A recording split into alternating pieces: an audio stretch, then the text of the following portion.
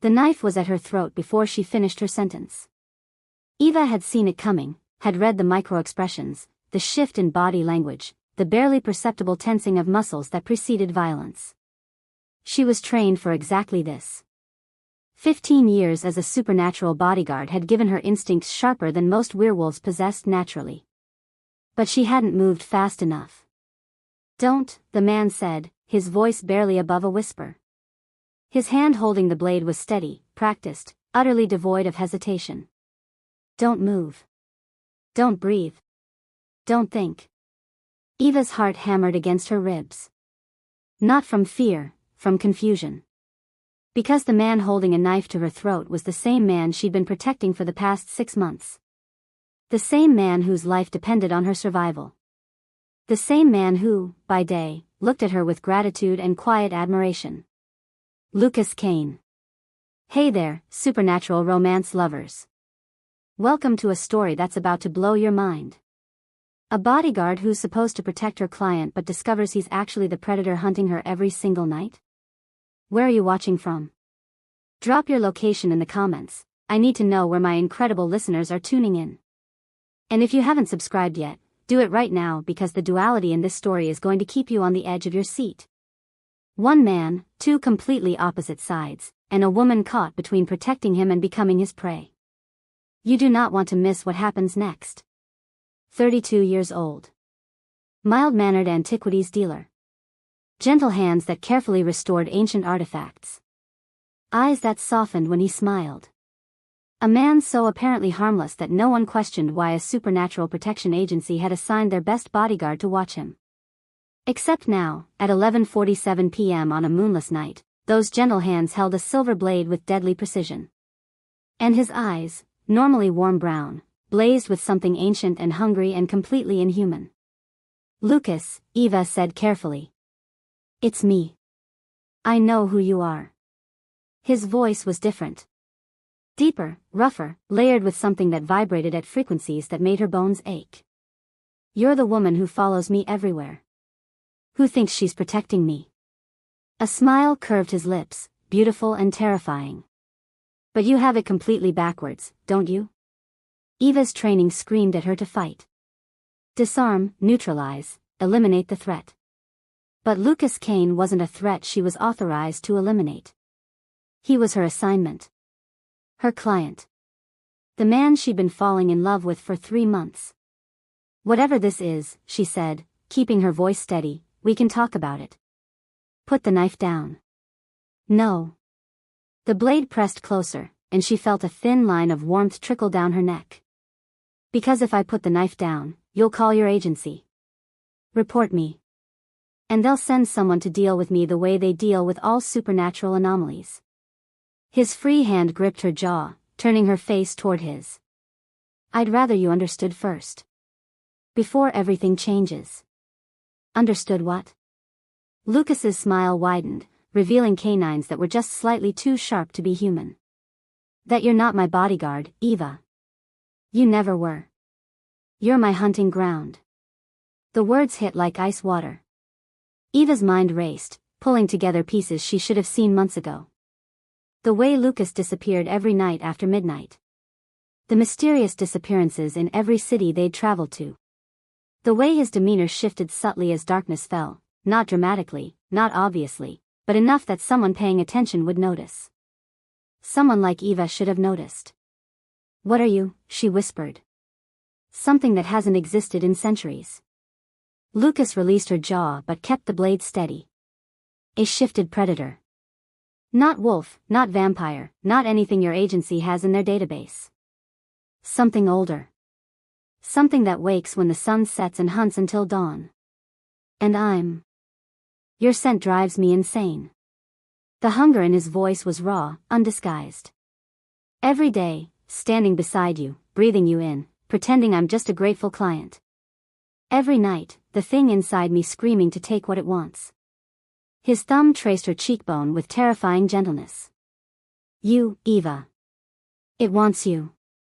Has wanted you since the first day you walked into my life. Then why haven't you killed me?" Something flickered in Lucas's expression, pain, confusion, conflict. Because by day, when the creature sleeps and I'm just Lucas Kane, I don't want to kill you. I want to hold you. Want to tell you the truth. Want to find a way to stop this before it destroys us both. The knife trembled. Just slightly. Just enough to tell Eva that whatever Lucas was fighting inside himself, it was a genuine battle. So help me, she said. Tell me everything. And we'll figure this out together. You'd help me? After what I just told you? After holding a knife to your throat? You haven't killed me yet. Which means the part of you that's Lucas, the man I've spent 6 months getting to know, is stronger than the thing that hunts at night. Eva held his gaze steadily. I'm a supernatural bodyguard. It's literally my job to protect people from threats they don't understand. Including threats that live inside the people I'm assigned to protect. Lucas stared at her, and slowly, painfully, the blade lowered. You're insane, he said. Probably. Eva didn't move, didn't break eye contact. But I'm also right. Whatever you are, whatever this curse or condition or transformation does to you at night, we can find a way to control it. To stop it. But only if you let me help. And if I can't be helped? If the creature is too strong, too hungry, too deeply embedded in my bloodline to separate? His voice cracked. If helping me means watching me become a monster every single night? Then we deal with it. Together. One night at a time.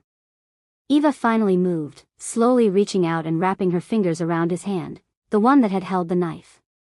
Starting right now. Tell me everything, Lucas. From the very beginning.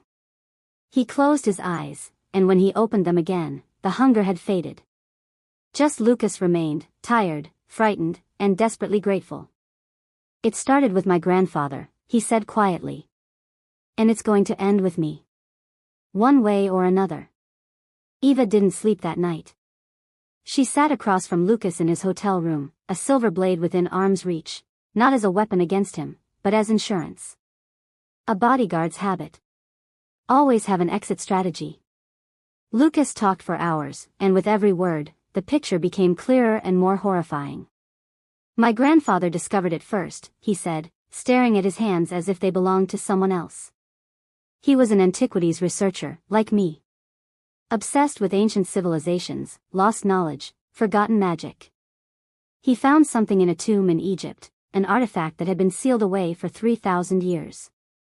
A clay tablet inscribed with a ritual that predated the Egyptian pantheon. What kind of ritual? Transformation. Not the werewolf kind, that's relatively modern magic, as far as these things go. This was older. Primal. A ritual designed by ancient shamans to create hunters capable of tracking and killing supernatural threats. Lucas's expression was haunted. The ritual bound a predatory spirit to a human bloodline. By day, the human remains normal. By night, the spirit takes over, creating a creature of pure hunting instinct. And your grandfather activated this ritual? Accidentally. He was translating the tablet, performing the inscribed symbols as part of his research without understanding what they meant. By the time he realized what he'd done, it was too late. The spirit was already bound. So it passed to your father. Then to you. Bloodline inheritance. The curse, if that's what you want to call it, passes through the male line. Every man in my family has carried it since my grandfather's discovery. My father tried to break it. Failed. Tried to contain it. Failed. Lucas's voice was barely audible. He died trying to protect people from what he became at night. Ran himself off a bridge at dawn, trying to end the cycle. Eva felt the weight of that confession settle over her like a shroud. I'm sorry. Don't be sorry. Be prepared. Because the creature inside me is getting stronger. Every night, it takes a little more. A little more of my personality, my will, my ability to fight it. The shamans who created this ritual designed it to eventually consume its host completely. Lucas met her eyes. I have maybe 6 months before Lucas Kane disappears entirely and only the hunter remains. Then we have 6 months to find a way to break the curse. You keep saying we. Why? Because you're my client, and protecting you is my job. Even when the threat is internal. Eva leaned forward. Lucas, I've spent 6 months watching you. Studying you. Falling, she caught herself. Getting to know you. And I know you're a good man trapped in an impossible situation. You didn't choose this curse. You didn't choose to hurt people. And you deserve a chance to live free of it. Lucas's expression softened with something that looked painfully like hope. You said falling. Slip of the tongue. Eva. Focus on the curse. We'll deal with everything else later. She pulled out her laptop. Tell me about the tablet. Where is it now? In my private collection. Locked in a vault I maintain in Seattle. Lucas hesitated. Eva, there's something else you should know. Something I haven't told anyone. What? The creature doesn't just hunt random victims. It's drawn to specific prey, people connected to the curse, to the bloodline, to the ancient magic that created it. His eyes held hers with painful honesty. And for the past 3 months, you've been its primary focus. Me? Why? Because you're a supernatural bodyguard. Your blood carries traces of the magic your agency uses to enhance your abilities. To the creature, that magic is intoxicating. Like catnip for a predator. Lucas's jaw clenched. Every night, it dreams about you. Tracks your scent through cities. Watches you sleep and fights every instinct screaming at it to take you. And you've been holding it back. With everything I have. Every single night. His hands were shaking. But Eva, I'm getting weaker. The creature is getting stronger. And eventually, soon, I won't be able to stop it from coming for you. Eva processed this with the calm analytical mind that had made her the agency's top bodyguard. Her client was a dual-natured predator who hunted at night. The creature inside him had fixated on her specifically. And she had maybe weeks before it overcame Lucas's resistance and came for her in earnest. Any rational person would have walked out. Reported the situation to her agency, let them handle it, disappeared before the creature could find her. But Eva had never been entirely rational when it came to Lucas Kane. Then we work faster, she said simply. We find the tablet, research the curse, and figure out how to break it before the creature wins. She met his gaze steadily. And Lucas? I'm not running. Not from this. Not from you. You should. Probably. But I won't. Eva's smile was fierce. I'm your bodyguard, remember? Even if the thing I'm protecting you from is yourself. As dawn broke over the city, Lucas Kane slumped with relief, the creature retreating, his humanity reasserting itself. But Eva could see the exhaustion in his eyes, the weight of fighting an internal war every single night. And somewhere in the darkness that still clung to the corners of the room, something ancient and hungry watched Eva with eyes that burned like dying stars. Waiting. The flight to Seattle felt different after that night. Eva sat in first class beside Lucas, maintaining the professional distance her job required while internally processing everything he'd revealed. The morning light streamed through the cabin window, and Lucas looked exactly as he always did by day, calm, composed, devastatingly handsome in an understated way that most people overlooked. But Eva didn't overlook anything anymore. She watched the way his fingers drummed nervously on the armrest. The way his jaw tightened whenever turbulence rocked the plane. The way his eyes flickered to the window every time clouds blocked the sunlight, as if checking whether darkness might somehow find him even at 30,000 feet. Stop analyzing me, he said without looking up from the ancient manuscript he was reading. Occupational hazard. You've been doing it since Cairo. But now it's different. Lucas closed the manuscript, turning to face her. Now you know what you're analyzing. I know what you told me. Which isn't necessarily the same thing. Eva kept her voice low, conscious of other passengers. Lucas, I need to verify your story independently. My agency has resources, databases, experts, supernatural historians. If this curse is real, there should be records. There won't be. This predates written history. The shamans who created the ritual deliberately left no documentation beyond the tablet itself. His expression was resigned. I've spent 15 years researching it. Trust me, the tablet is the only source. Then the tablet is our priority. Once we get to Seattle, I want to see it immediately. Of course. But Eva. Lucas hesitated, something vulnerable flickering behind his carefully maintained composure. There's something about the tablet you should know before we open that vault. What? It responds to supernatural energy. When someone with enhanced abilities, like you, touches it, the inscriptions glow. React. Sometimes violently. His eyes held hers with concern. I don't want you anywhere near it without proper protection. Define proper protection. Warding circles, silver boundaries, containment spells. Margaret, a witch I've worked with for years, can set them up. She's one of the few people who knows about my condition. Lucas paused.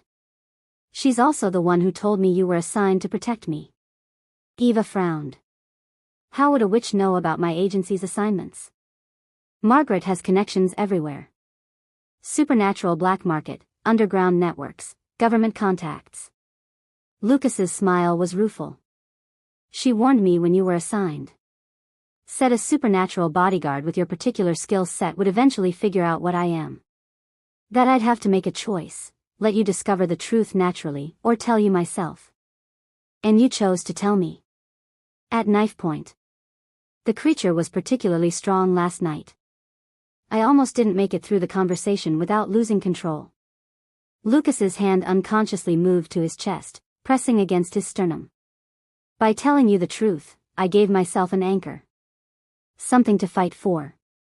Without that, the creature would have won. I'm your anchor. You're the reason I'm still fighting. The words came out raw, unguarded. Lucas looked away quickly. Which is exactly why the creature wants you so desperately. It knows that as long as you're alive, as long as I have a reason to fight, it can never fully consume me. The implications settled over Eva like cold water. So killing me would weaken your ability to resist it. Yes. And the creature is smart enough to understand that. It's been planning, strategizing, waiting for the perfect moment. Lucas's jaw tightened. Which is why we need to break this curse before it gets that chance. They landed in Seattle at noon, and Lucas led Eva through the city to an unremarkable building in Pioneer Square. Inside, a woman waited, mid-50s, silver-haired, with sharp intelligent eyes that assessed Eva with unsettling precision. Margaret Chen, Lucas introduced. The witch I mentioned. Eva Sinclair. Margaret extended her hand, then paused, studying Eva's face. Interesting. I can see why the creature fixated on you. Because of my supernatural enhancements? Partly. But mostly because of what you represent to Lucas. Margaret's expression was knowing. Hope. And hope is the most potent weapon against ancient curses. Margaret led them downstairs to a basement laboratory filled with ritual components, ancient texts, and equipment that looked like a combination of scientific instruments and magical apparatus. The vault is through there, Lucas said, gesturing to a reinforced steel door covered in protective wards. Before we open it, Margaret needs to prepare the space. How long will that take? A few hours. Margaret was already gathering materials. Eva, in the meantime, I need to examine you. Your supernatural enhancements, the specific magic your agency used to augment your abilities, will affect how the curse responds to you. Eva submitted to Margaret's examination with professional patience while Lucas disappeared to prepare the vault. The witch's hands moved over Eva with practiced efficiency, reading her magical signature like a doctor reading an X-ray. Interesting, Margaret murmured. Your agency used a rare enhancement protocol. Most bodyguards get standard combat augmentations, strength, speed, healing. But yours includes something extra. What extra? Empathic sensitivity. The ability to read emotional states through physical proximity. Margaret's eyes snapped to Eva's. That's why you're so good at your job. You can literally feel what your clients are feeling. Their fear, their deception, their vulnerability. Eva's blood ran cold. I didn't know that was part of my enhancement. Most people don't know what their agencies actually do to them. Margaret's tone was matter-of-fact. But this explains everything. Your empathic sensitivity has been reading Lucas's dual nature this entire time. On some subconscious level, you felt both sides of him, the gentle man and the hungry predator. And instead of running from the conflict, your instincts told you to stay. Because protecting conflicted clients is my job. Because your heart recognized something your conscious mind couldn't process. Margaret patted her hand sympathetically. Eva, you're not just his bodyguard. You're the only person alive who can feel both halves of what Lucas is. And that makes you uniquely positioned to help him, and uniquely vulnerable to the creature. Before Eva could respond, Lucas returned, his expression tense. The vault is ready. Margaret, can you begin the warding? Already planned to. The witch gathered her materials. But Lucas, before we open that tablet, there's something we need to discuss. What? The curse is progressing faster than you estimated. I can feel it through your magical signature. The predatory spirit is growing stronger, taking more territory in your psyche. At this rate, you have 3 months, not 6. Lucas went very still. 3 months. Maybe less. Which means we need to work faster, take bigger risks, and accept that breaking this curse might require sacrifices none of us anticipated. What kind of sacrifices? Eva demanded. Margaret and Lucas exchanged a glance, the kind of look that communicated volumes without words. Eva had seen it before, in clients hiding something from their bodyguards. We'll discuss that when we understand the curse better, Margaret said carefully. For now, let's focus on what we can control. Opening the tablet, beginning the research, and finding the reversal ritual that the shamans who created this curse must have included somewhere in its design. Must have? Eva caught the uncertainty. You're not sure there is one? Every curse has a breaking point. Every dark ritual has a counter-ritual. Margaret's confidence was firm. Finding it is simply a matter of research and determination. Eva wasn't entirely convinced, but she pushed the doubt aside. They had work to do. The tablet was beautiful and terrifying in equal measure. Eva stood at the edge of Margaret's warding circle, staring at the ancient clay artifact resting on a pedestal in the center. It was roughly the size of a dinner plate, covered in inscribed symbols that seemed to shift and move when viewed from certain angles. Don't touch it, Margaret warned unnecessarily. Not yet. I need to stabilize the magical field around it first. As Margaret worked, Eva studied Lucas. He stood beside her, watching the tablet with an expression that mixed fascination with dread. How long have you had this? Eva asked quietly. Inherited it from my father after he died. He'd kept it in storage, unable to look at it without seeing the thing it had created. Lucas's voice was hollow. I spent years trying to understand it. Hired linguists, historians, magical scholars. Most of them couldn't even perceive the inscriptions. They're written in a language that only reveals itself to those connected to the curse. And you can read it? Some of it. Enough to understand the basic structure. The ritual has 3 components: the binding spell that created the predatory spirit, the transformation sequence that activates it each night, and... He paused. And a 3rd section I've never been able to decipher. Which might be the reversal ritual. Exactly. Margaret believes so too.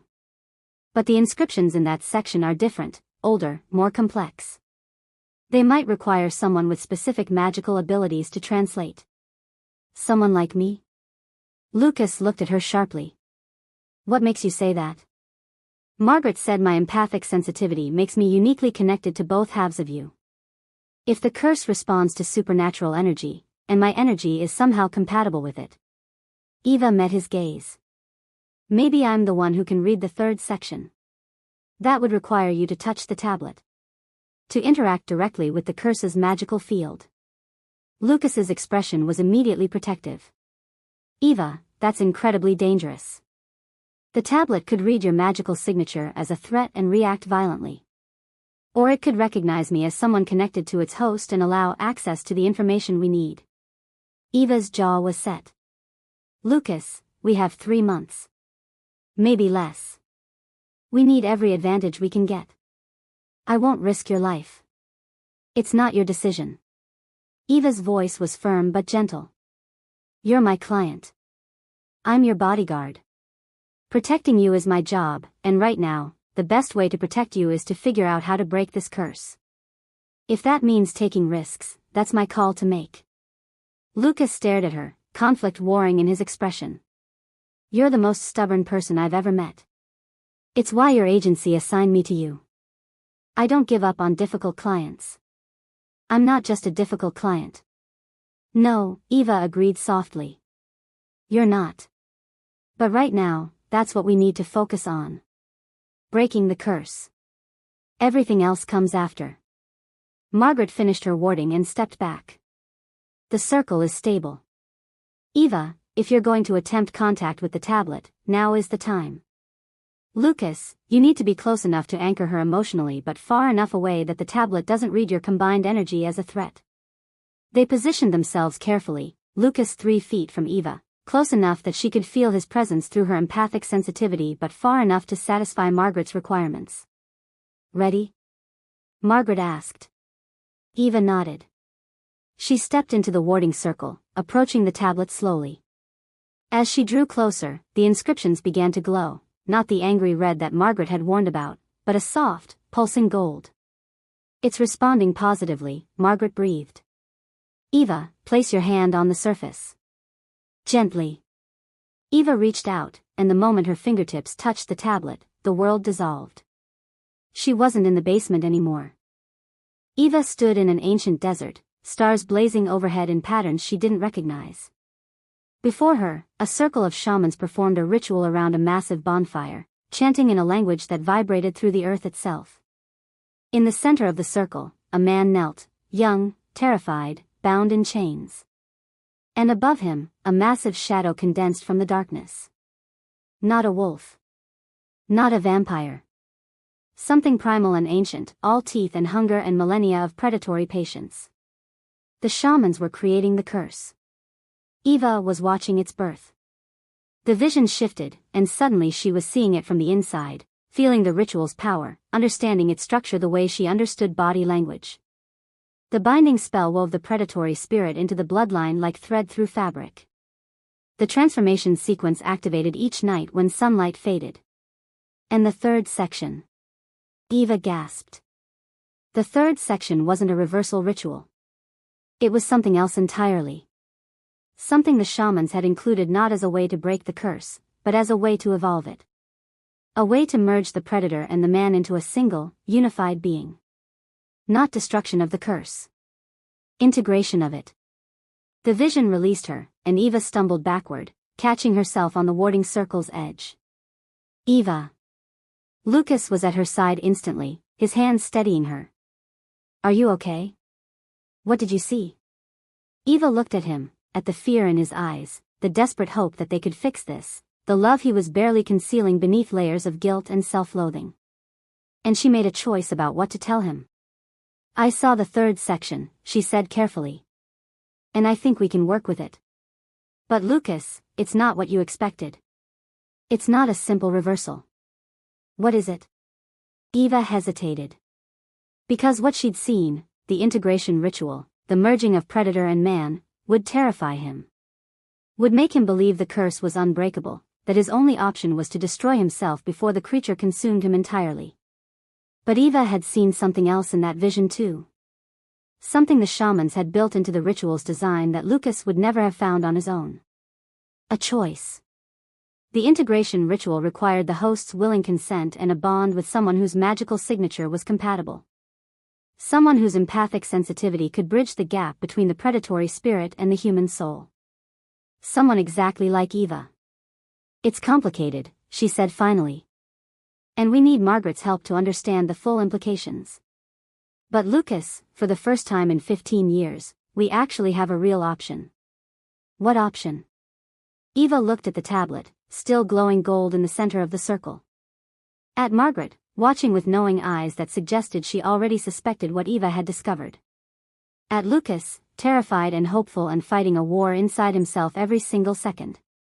One that requires both of us to trust each other completely, Eva said. Even when everything about this situation says we shouldn't. As night fell outside and the creature stirred in Lucas's chest, Eva felt it through their empathic connection, hunger, anticipation, and something that might have been curiosity about the woman who'd touched its sacred tablet and survived. The predator knew about her now. Truly knew her. And it was no longer simply hunting. It was interested.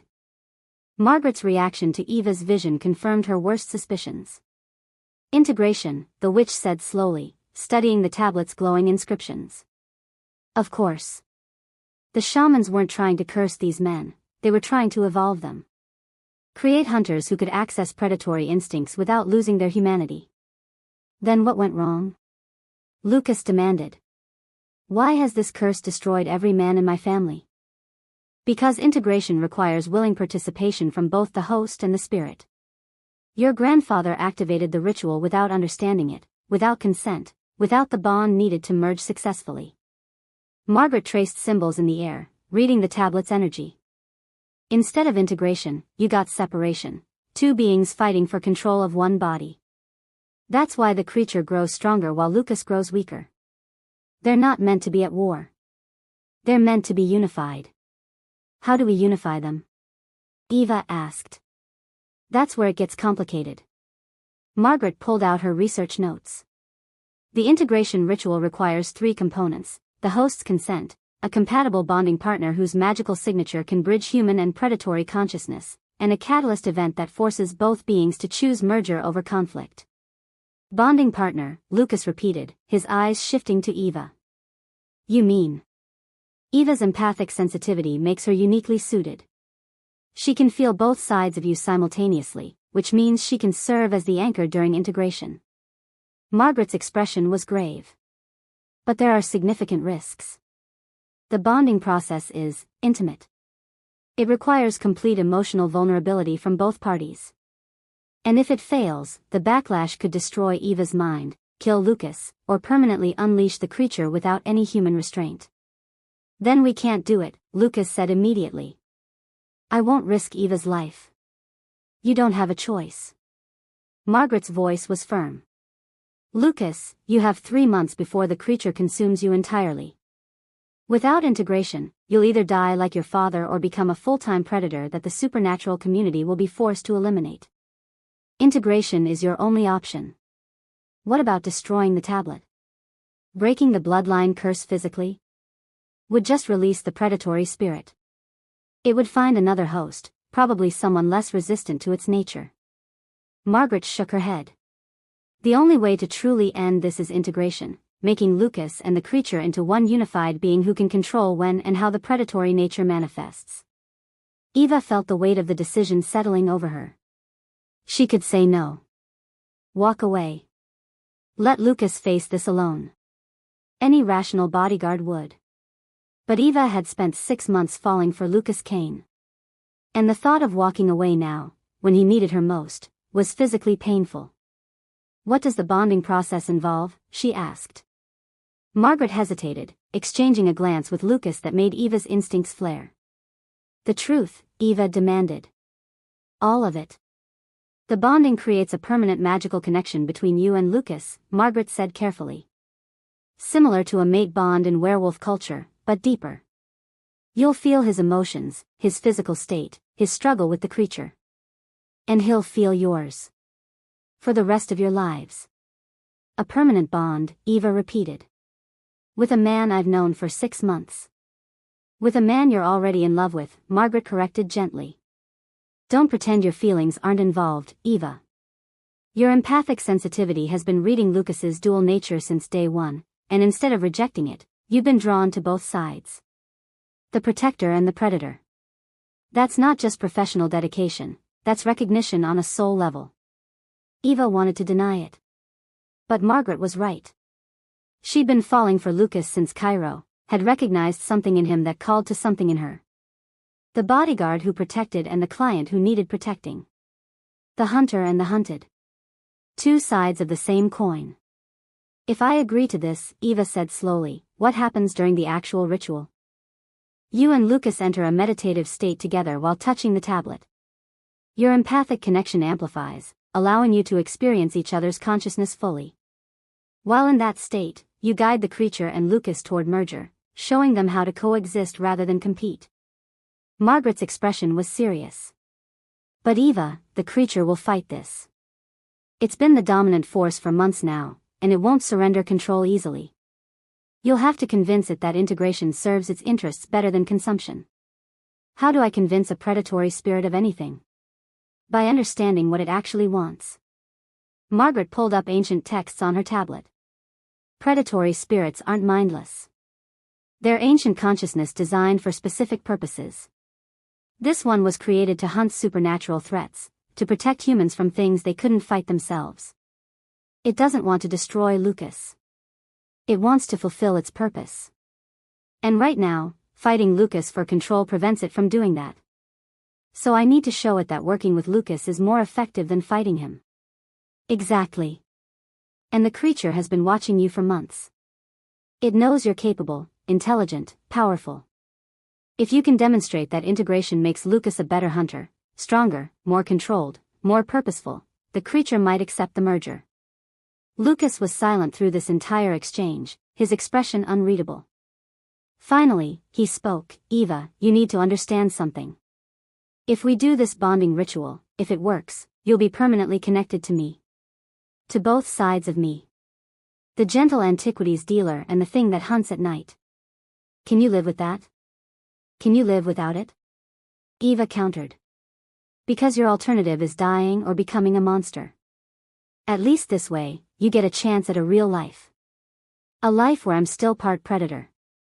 A life where you control the predator instead of it controlling you." Eva met his gaze steadily. "Lucas, I've been your bodyguard for 6 months. I've protected you from external threats.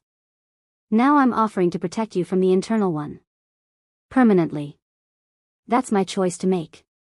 It's insane. Probably. But I specialize in protecting difficult clients." Her smile was gentle. "And you're definitely that." Margaret cleared her throat. "If you're both committed to this, we need to begin preparations immediately. The integration ritual requires specific conditions, a full moon, sacred ground, and a catalyst event that forces emotional breakthrough. The full moon is in 2 weeks, Lucas said. Where do we find sacred ground? There's an ancient site in the Olympic Mountains. Native American sacred space that predates modern civilization. The energy there is compatible with the tablet's magic. Margaret was already pulling up maps. But getting there safely will be complicated. The creature gets stronger as the full moon approaches. Lucas, you'll be fighting for control every night between now and then. I can handle it. Can you? Margaret's eyes were sharp. Because last night, you held a knife to Eva's throat. What happens when the creature realizes she's planning to force integration? It might decide to eliminate her before she gets the chance. The words hung in the air like a death sentence. Eva saw the fear in Lucas's expression, not for himself, but for her. And she made a decision that would change everything. Then we don't wait 2 weeks, she said. We accelerate the timeline. Margaret, is there a way to create sacred space artificially? Force the conditions needed for the ritual? Theoretically, yes. But it would require massive amounts of magical energy, protective wards, and, Margaret's eyes widened. You want to do the ritual here? In my basement. Before the creature realizes what we're planning. Can it work? Maybe. If we start immediately and work through the night. Margaret was already moving, gathering materials. But Eva, rushing this means less preparation time, higher risk of failure, and virtually no safety margin if something goes wrong. Noted. Do it anyway. Lucas grabbed Eva's arm. Wait. You're talking about tonight? We've barely discussed this, barely prepared. The creature is getting stronger every day. Waiting gives it more time to fight back, more opportunity to hurt me before we can complete the ritual. Eva's voice was firm. Lucas, I know this is fast. I know it's risky. But doing this tonight, while you're still strong enough to consent, while the creature is still surprised, gives us the best chance of success. And if it fails? Then we deal with the consequences. Together. Eva squeezed his hand. But I'd rather try and fail than wait until trying is impossible. Lucas stared at her, and Eva felt through her empathic connection the war raging inside him. Gratitude, terror, love, and underneath it all, the creature's growing awareness that something was about to change. Okay, he said finally. We do it tonight. But Eva, if at any point this becomes too dangerous, if the creature targets you, then you'll protect me. That's what the integration is for, giving you the power to control the predator. She pulled him close, resting her forehead against his. Trust me, Lucas. Trust that I know what I'm doing. I do trust you. That's what terrifies me. Margaret interrupted their moment. If we're doing this tonight, we need to start now. Lucas, I need blood samples for the binding components. Eva, you need to prepare mentally. The ritual will expose every emotion, every fear, every hidden feeling. There are no secrets between bonded souls. As Margaret began setting up the ritual space, Eva felt the magnitude of what she'd just committed to settling over her like a weight.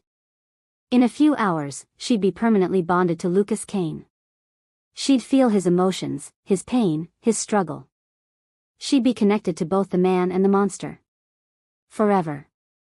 It should have been terrifying. But all Eva felt was certainty. This was what she was meant to do. Who she was meant to protect. And if that protection required binding her soul to his, then so be it. The ritual circle was ready by sunset. Eva stood at its center beside Lucas, both of them barefoot on ground Margaret had consecrated with herbs, salt, and magic that made the air shimmer. The tablet rested on a pedestal between them, glowing with anticipation. Last chance to back out, Lucas said quietly. Not a chance. Eva took his hands. Ready? No. But let's do it anyway. Margaret began the incantation, words in the same ancient language carved into the tablet, spoken with power that made the basement walls vibrate. The protective wards flared to life, creating a barrier between them and the outside world. Place your hands on the tablet, Margaret instructed. Together. And whatever you see, whatever you feel, don't let go. The bond requires sustained contact through the entire integration process. Eva and Lucas reached out simultaneously, their hands meeting on the tablet's surface. The world exploded into sensation. Eva felt Lucas's consciousness slam into hers with overwhelming force, his fear, his love, his desperate hope that this would work. But underneath that, she felt something else. The creature. It wasn't mindless or evil. It was ancient, powerful, and deeply confused. For months, it had been trying to fulfill its purpose, hunt threats, protect the innocent, but Lucas's resistance had prevented it from doing anything except fight for control. And now, suddenly, it felt Eva. Her empathic sensitivity, her strength, her absolute determination to protect Lucas. The creature recognized her as someone who understood hunting, understood predation, understood the balance between violence and control. Someone it could work with instead of fight. You, the creature's consciousness communicated, not in words but in pure emotion.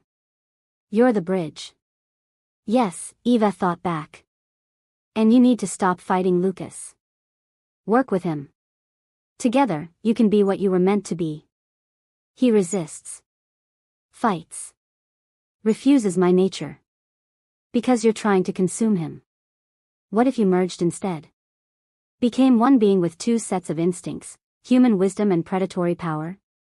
The creature considered this. Eva felt its hunger, its frustration, its loneliness. For months, it had been trapped in a body that rejected it, forced to fight every night just to exist. It was tired. So tired. Show me, it demanded. Show me how merger works. Eva reached deeper into the connection, pulling Lucas's consciousness closer. Lucas, stop fighting. Let it in. Show it who you are when you're not at war. If I let it in, it'll consume me. Trust me. I've got you. Both of you. Lucas hesitated, then slowly, painfully, lowered his defenses. The creature surged forward, and Eva braced herself for violence. But instead, something unexpected happened. Lucas and the creature touched consciousness for the first time without fighting. And they recognized each other.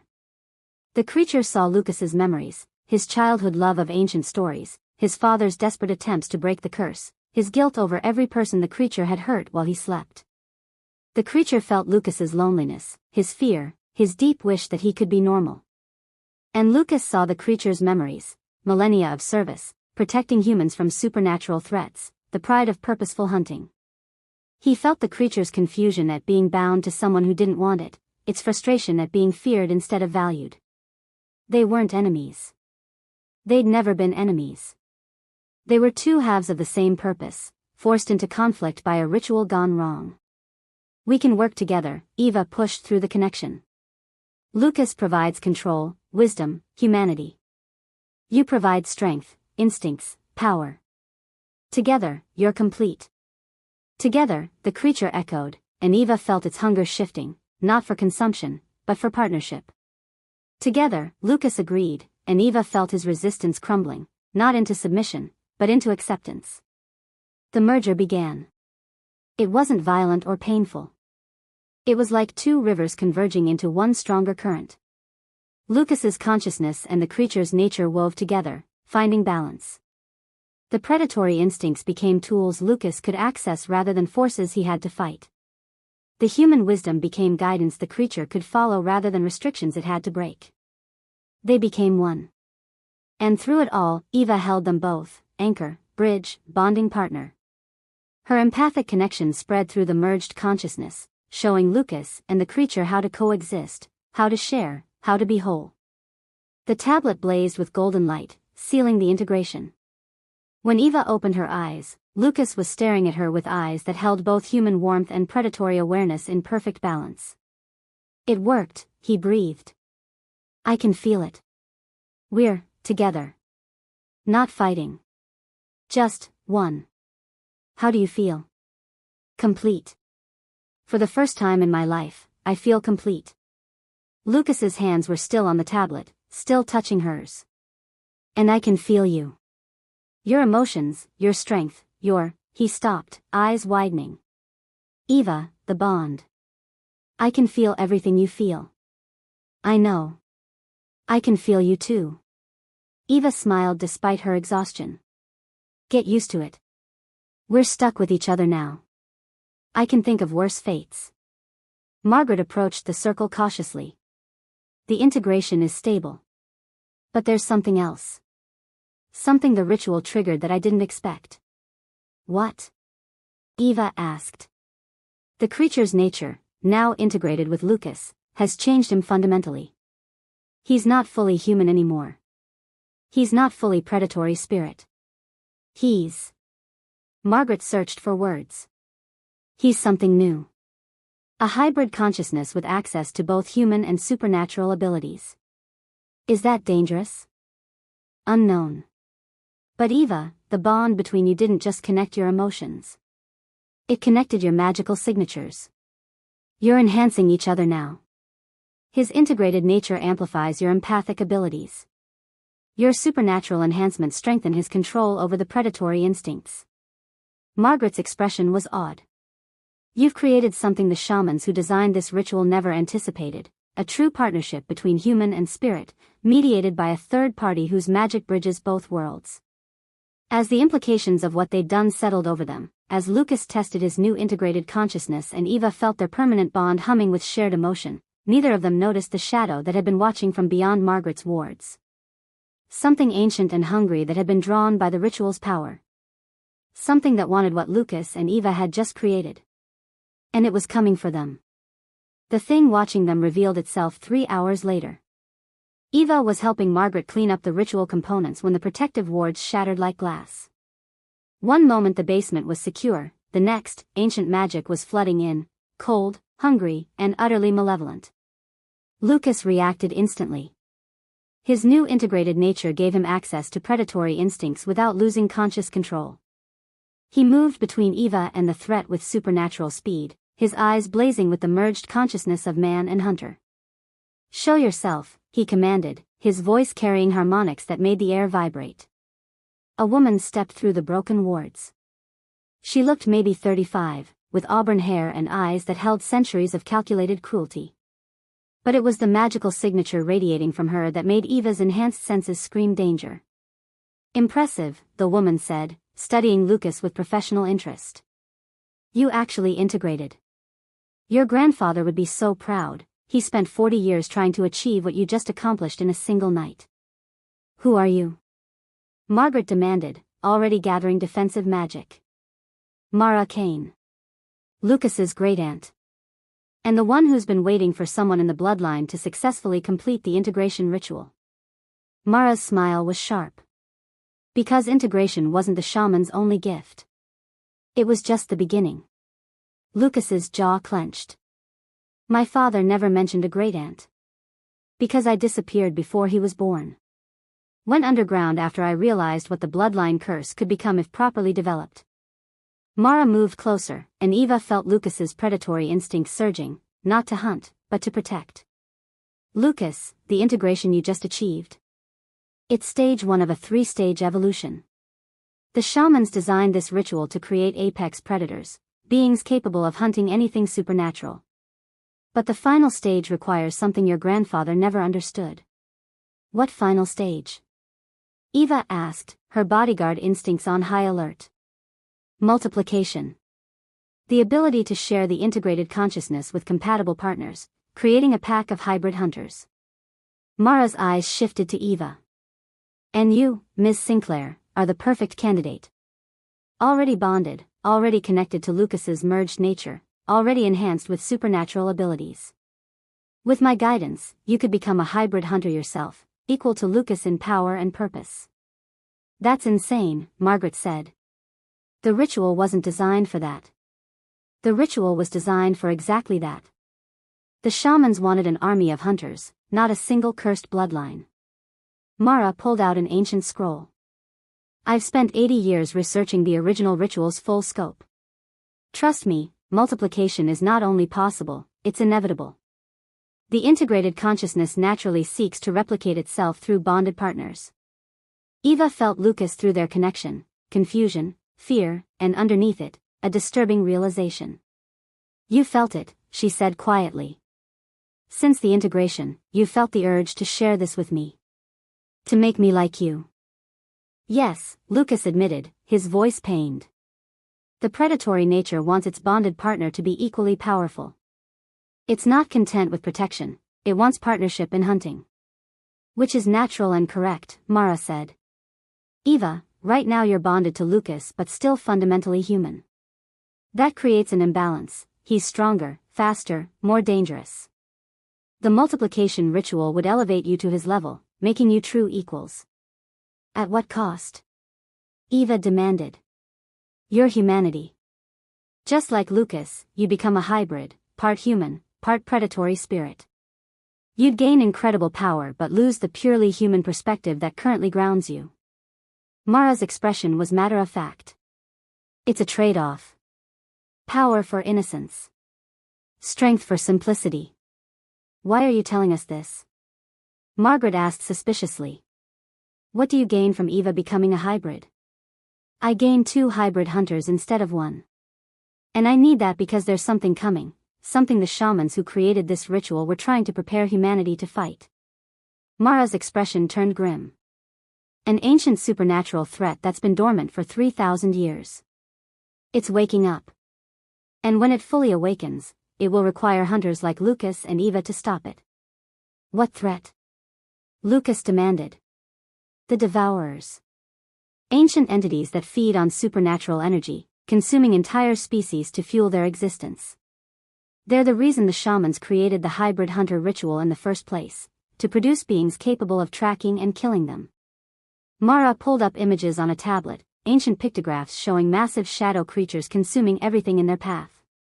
The last time they were active, they nearly wiped out all supernatural life on Earth. The shamans managed to seal them away, but the seal is weakening. In 3 months, maybe less, they'll break free. 3 months, Eva repeated. The same timeline you originally gave Lucas before the creature consumed him. Not a coincidence.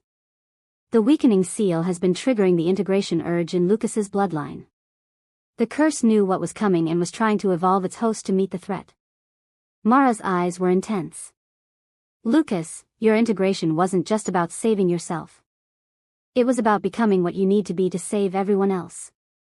Lucas looked at Eva, and through their bond, she felt his turmoil. This was bigger than them, bigger than a personal curse or a dangerous attraction. If Mara was telling the truth, they'd just been drafted into a war against entities that could destroy the supernatural world. How do we know you're telling the truth? Eva asked. You don't. But consider this, I could have killed you all while you were vulnerable during the integration ritual. Instead, I waited. Watched.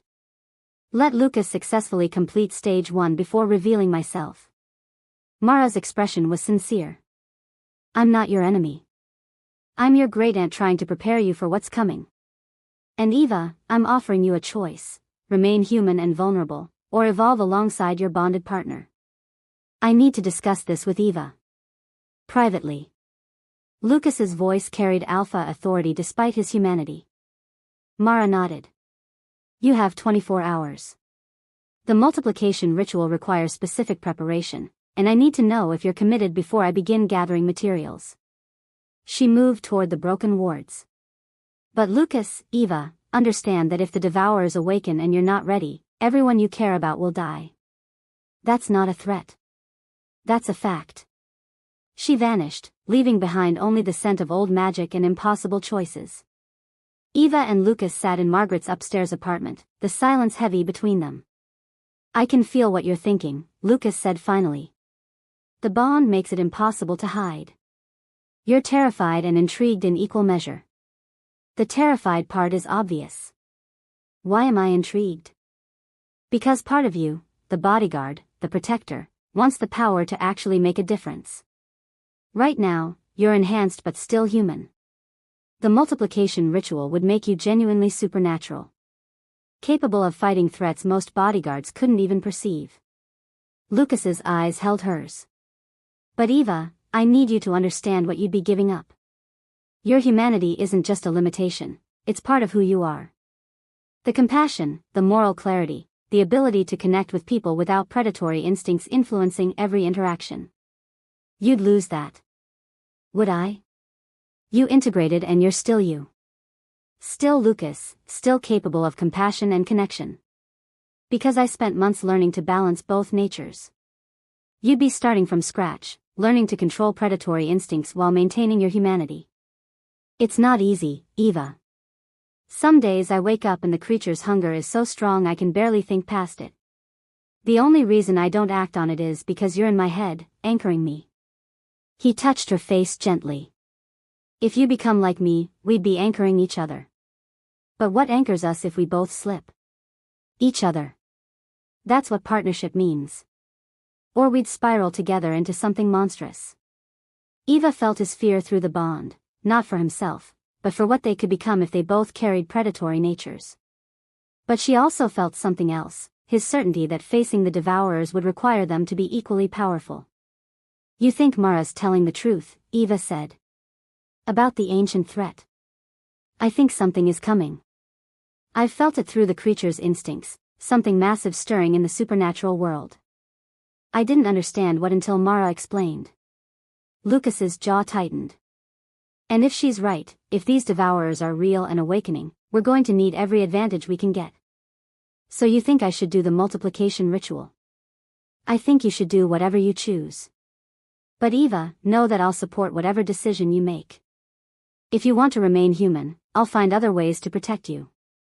If you want to evolve, I'll help you learn control.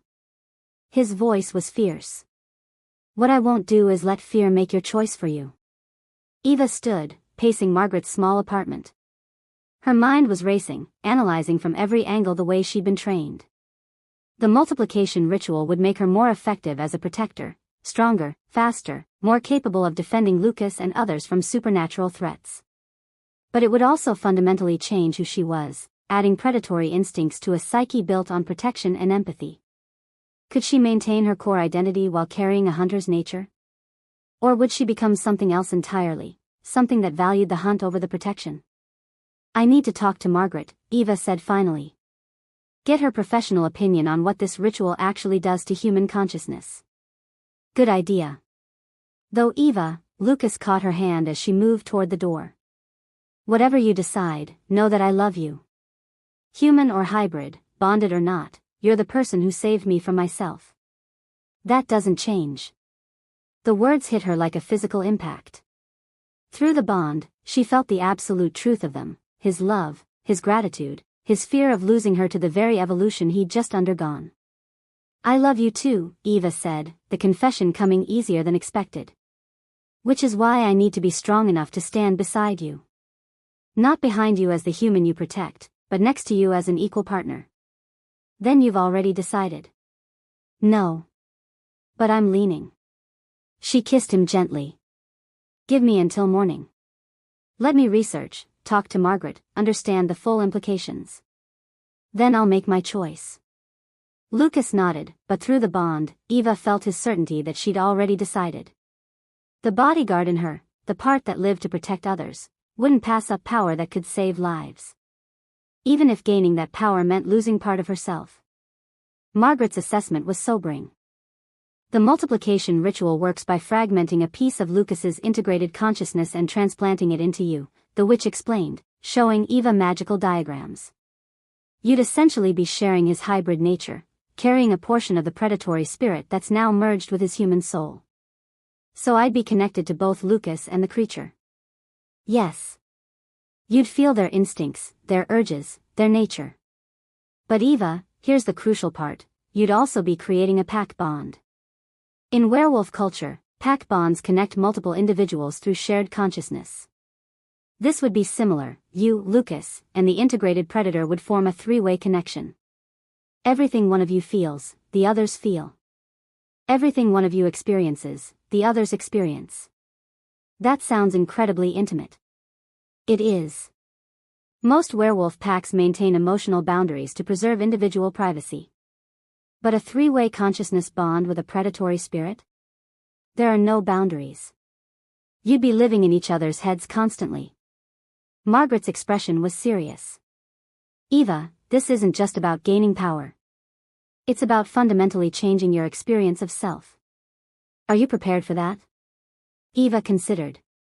She'd spent 6 months as Lucas's bodyguard, maintaining professional distance while secretly falling for him. The integration ritual had already shattered that distance, creating a bond that let them feel each other's emotions. The multiplication ritual would destroy what little privacy remained. But it would also make her capable of truly protecting him. Of standing as his equal when the Devourers came. Of being the partner he needed rather than the liability he'd have to guard. I'm prepared, Eva said. Or at least, I will be. What do I need to do? Margaret studied her for a long moment. You're sure? Because once we start this ritual, there's no going back. You'll be hybrid forever. I'm sure. Then we begin preparations immediately. Mara was right about the 3-month timeline. I've felt the disturbances in the supernatural world too. Something ancient is stirring. Whether it's these Devourers or something else, we need to be ready. Margaret started gathering materials. The multiplication ritual is less complex than integration but more dangerous. We're essentially forcing your human consciousness to accept predatory nature without the gradual adaptation Lucas had. There's a real risk of rejection, your mind could fracture under the pressure. How do we prevent that? Lucas anchors you. During the ritual, he maintains the bond while his integrated consciousness teaches yours how to coexist with predatory instincts. He's essentially your guide through the transformation. Margaret paused. But Eva, that means Lucas will experience everything you experience. Your pain, your fear, your struggle. It's going to hurt both of you. I can handle pain. So can Lucas. I hope you're right. Because if either of you breaks during the ritual, the backlash will destroy both of you. The multiplication ritual happened at dawn, when the energies were balanced between night and day. Eva stood in a new ritual circle, Lucas beside her, Mara watching from beyond the protective wards. Margaret had spent all night preparing, consecrating ground, mixing components, creating safeguards that would contain the transformation even if it went wrong. Last chance, Lucas said quietly. We can still walk away. No, we can't. Not if what Mara said is true. Eva took his hand. Besides, I'm tired of being the weak link. Time to be your equal. You've always been my equal. This just makes it official. Margaret began the incantation, and the tablet, placed at the circle's center, blazed to life. Eva felt Lucas's integrated consciousness reaching for her through the bond, offering guidance and strength. I'm here, he thought. Every step of the way. Don't let me lose myself, Eva thought back. If the predator nature is too strong, if I start to break, I'll pull you back. I promise. Margaret's voice rose in the ancient language, and Eva felt the ritual magic gathering. Then, without warning, a piece of Lucas's hybrid consciousness tore free and slammed into her. Pain. Not physical, mental. Spiritual. Eva's human mind struggled to comprehend the predatory nature flooding into it. Instincts that had never existed suddenly demanded acknowledgement: hunt, track, kill, feed.